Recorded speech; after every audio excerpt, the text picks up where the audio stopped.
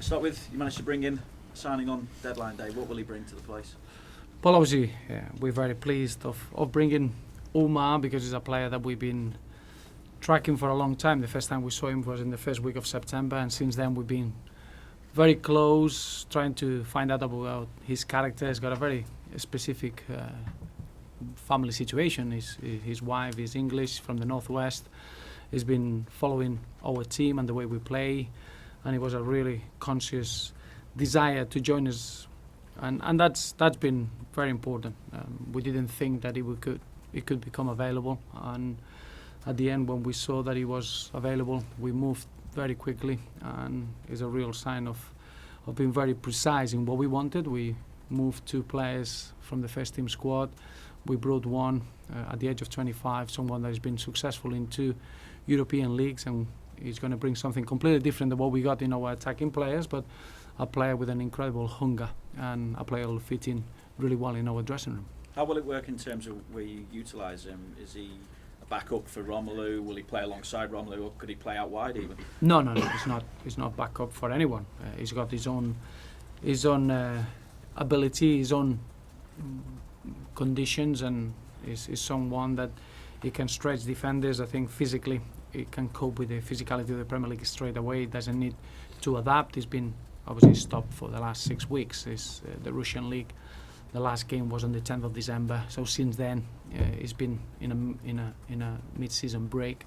We need to get him back to full fitness as quick as we can. But he's a footballer that he can open spaces for others. He's got a real intelligent way of combining in the final third. If you look at his amount of assists rather than the amount of goals that he scores, is a striker that he can fit in different formations. He can play with another striker, he can play on his own, he can play out wide. He's quite flexible in the way that he plays, and at the age of 25 is a perfect moment for him to embrace the challenge of coming to Everton. Bit off topic, but we're going to see another new face in the Premier League in the summer when Pep Guardiola takes over at Manchester City. What have you made of the fact that he's going to come into the Premier League now, and what adjustments will he have to make, do you think? Well, I think Pep Guardiola is one of the best managers in world football. I don't think we are discovering anything by saying that. I think it's going to be fantastic for the league. He's going to bring a very successful football philosophy. He's going to, without a doubt, affect a lot of young coaches and young managers in the country, and is going to bring a completely different tactical approach in the British game. But I just feel, obviously he's Catalan, and I should know that very well. 2 Catalan people, I know exactly what he is as a person. He's a winner. He's got an attention to detail very, very difficult to find in any other manager. But I think now it's time to be respectful to the Man City manager, Manuel Pellegrini. He's fighting in every single front. They are in every single competition, and I'm sure it'll be enough time to speak about the new manager in the summer. Here, you've obviously allowed Ed McGeady to go out on loan. Long term, where does he figure in your plans? I don't think it's a decision that it affects the long-term planning. Aiden needed to play. I think the next 4 months are vital in order to get a lot of playing time. He's been working really well, hasn't been missing any sessions, so his body's ready to perform and be really effective for Sheffield Wednesday. And at that point, if everything works well and he's got the opportunity to represent Ireland in the Euros, is a very important period of his career. And then I would expect Aiden to come back in pre-season and show where he is and see if he can get an important role in our team. Back at Goodison, obviously it's the 21st of November since your last Premier League win at home. What do you feel has been the problem there this season? More than looking back, we want to look forward. I think we got a really important period of games now, and we've been playing in the cups, and that distraction has been welcome, and it's a stage of the competitions that we want to be involved. But now we got 3 very important league games in a short period of time, and it is true that our points return at home hasn't been good enough, and that's where we need to work, and that's where we want to rely on our fans. I think we can correct that with facing the opportunity of fighting for a lot of points. We got 7 games left. That's 21 points to fight for at Goodison, and is a moment of trying to find enjoyment and comfort in playing in front of our fans and using that support in our advantage. The margins have been very, very small. I wouldn't say that we've been playing badly at all. I think what we haven't been able to do is to be solid and be a little bit defensively stronger in terms of leaking goals that cost us a lot in the score lines. You're looking at our defensive record at home and our defensive record away from home is very, very different, and that's something that we look forward to correct and make sure that from now to the end of the season there is a huge improvement in that side, and we need to do that with the role of our fans. What adjustments then do you feel you have to make yourself more solid? It's not just an adjustment. I think as a mentality is looking forward to the games and see it as an opportunity to win 3 points, nothing else. We need to narrow it down, and I think we got enough know-how, enough experience, even with the young players. I think everyone now has a real understanding of what's needed to win football games at Goodison, and we want to put that into practice. John Stones' performances in particular have come under scrutiny recently. What have you made of that, and has there been a conscious decision just to maybe give him a rest and take him out the fire? Well, John has been a very, very important player for us. You're talking about a young player at the age of 21 as a centre half that has played over 92% of the minutes in the league. It's just a phenomenal return. Of course, when you reach the level of a player like John Stones, you're going to get that scrutiny, and I think John is strong enough mentally to understand that that's going to be his role as a professional footballer and representing England for the next 15-20 years. So I don't think there's anything different. John is just working really, really hard to keep himself fit and being able to produce his best level, and is an incredible season so far for a young man at the age of 21 to play the amount of games and the amount of minutes that he's played. When he's facing that scrutiny, what is your advice to him, and does he have to do anything different himself? No, at all. No, I think in those moments you need to know who you can trust, and I think as a young man you want to have always fair criticism and fair evaluation of your performances, and I think John is such a strong-minded boy. He's been through a lot in the last 8 months and he's gone through with an incredible professionalism, and is someone that is growing all the time and is becoming what he can be just because of the experiences that he's going through. So it's not a real issue. It's just making sure that John can enjoy his football and carry on showing the potential that is shown so far. Another of your young players will reach a milestone in Ross Barkley, playing his 100th Premier League game, if he's selected, of course, as well. Just what have you made of his development, and has it gone up a level this season? Without a doubt, I don't think Ross probably has been now filling an important role in the team for a long time, but I think it's fair to say that this season he's taken his performances into a different level. Someone that he can understand different roles on the pitch, his technical ability and his physical strength is there to be seen. But I think this campaign we've seen a very composed Ross Barkley, someone with an incredible decision making and a great maturity. Still at the age of 22, to reach that milestone is an incredible return. To get 100 appearances in the Premier League at Everton at that age is something that is going to be very difficult to be matched. But I've been really impressed in the way that he's been performing this season, and he's going to be very influential from now till the end. I've got no doubts about that. For yourself, it will be your 100th Premier League game in charge of Everton. Nice milestone. Do you look at it like that? It is. No, it's a proud position to be in as a manager of this magnificent football club. Is something to be very proud, but the only thing that matters is to win 3 points, so it's very, very simple. And if you do win, you'll be the 5th to win 40 out of your first 100 games. Yeah. Well, we haven't won it yet.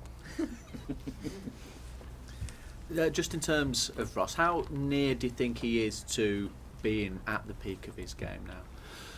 I think like any young player, you have to play games, and the contribution that he's having now in the game so far this season has been complete. Someone that he can make really good decisions for the team, someone that he can score goals, sometimes that he can assist goals, The understanding of playing in different roles has been very, very clear. For me, is a really good moment of his career.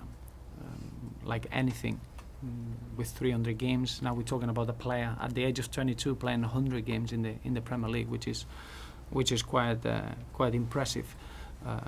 I just think that Ross is going to have a really, really good period of 10, 15 years, being able to control the big moments of games. And I think that's the biggest gift that is developing now, is making really good decisions where you can use the technical and the physical attributes of a world-class footballer at a good effect.